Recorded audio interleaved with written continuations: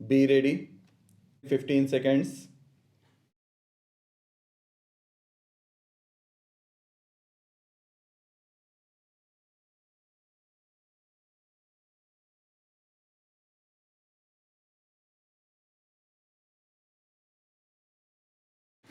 Then there is the question of the statement I made in Bombay.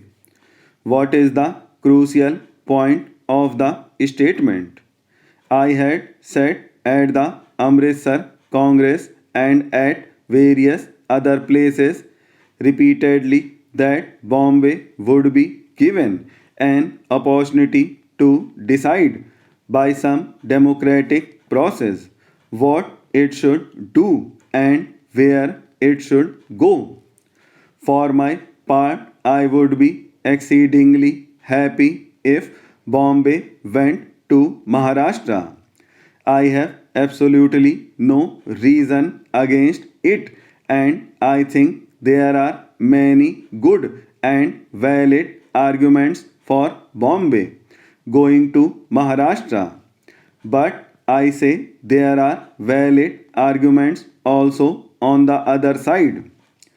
In this difficulty, we thought that the best way was to allow Bombay to decide. It may be done even now, but as I pointed out, the conditions have been such and so much passion has been aroused that it is not yet the right time to decide it. Let things cool down.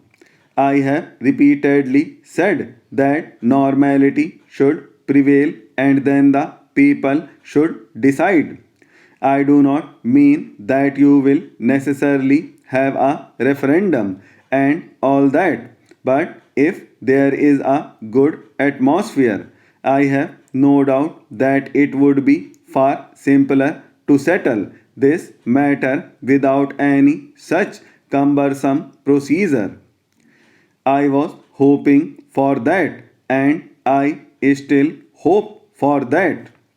At the meeting of the All India Congress Committee in Bombay, I was not, to my thinking, making any announcement of a great decision.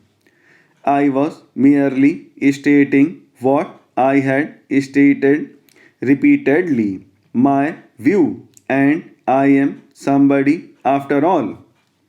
A prime minister is a prime minister and he can lay down the policy of the government. I know something about democratic procedure. I know something about party procedure. I know what the prime minister's duties are, and in the constitution that we have and Britain has, the prime minister is the linchpin of government. To say that the prime minister cannot make a statement is itself a monstrous statement. I entirely fail to understand where the honorable member has got his acquaintance of democracy and of what under the present constitution of India and England the prime minister is, what he can do and what he cannot do. I am something more than the Prime Minister. We are all something more. We are the children of the Indian Revolution, and that still exists in our body and spirit. I made that simple statement in Bombay, if I may call it so, to give an assurance that the decision was not final and irrevocable. The statement said, in effect, let peace be restored first, and then this matter may be decided calmly. I do not mind which way it is decided. I am perfectly prepared to plead the cause of Maharashtra with others. Animus is a big word. I have no disinclination towards Maharashtra, but animus is a big word. I attach much importance to this question being solved in a calm manner so as not to leave any headache behind.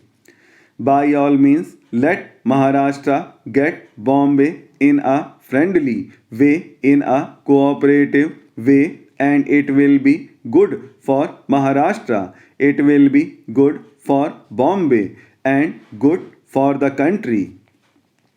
The older I grow, the more I feel that the manner things are done is more important than the things themselves. Means are more important than ends. All our trouble in this business has been not that the ends were not good, but that the means employed somehow tarnished the ends, made difficulties, and actually came in the way of achievement of those ends. I am not blaming anybody. I am quite prepared to blame myself. But I believe it is a fact that if you employ the wrong methods and gain something, then end is perverted because passions and had come into play. I wanted the question to be considered in a calmer atmosphere. The more I thought, the more I felt it was good to postpone this particular decision for some time. I say 5 years, but I am not setting any rigid limit. It is an indication that our minds are not closed on this issue and that the matter is left open for the future to be decided when the opportunity arises. It was, to my humble thinking, a hand held out to Maharashtra instead of against it. The day before I made that statement in the All India Congress Committee, I had the privilege of meeting quite a number of leading gentlemen from Maharashtra, and we talked about these matters. I told them my difficulties and asked them what could be done about the bill. I said that we could see that the matter was not closed but was kept open for a period. They asked me whether I would say so before the All India Congress Committee. I agreed and I made that statement. I did not convey any firm decision of government. I know that when a prime minister makes a statement, it is important, not casual at all. However, the existence of human rights, the very characteristic of these rights, was not discovered or forged in 1948. These rights have existed ever since the advent of man and woman. They have been in evidence ever since the quest for equality began, a quest that transcended race and religion. Indeed, human rights are intricately linked to the evolution of human society. The sages of ancient India realized the importance of human election to the state assemblies and every election, even to the local self governing bodies, brings us face to face with the serious shortcomings in our electoral system.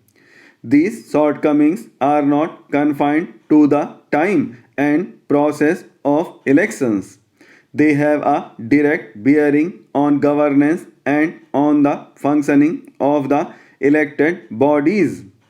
If we take the accumulated experience of governance at various levels and of the functioning of our elected bodies in the past few decades, we see how the infirmities in our electoral system have greatly weakened Indian democracy.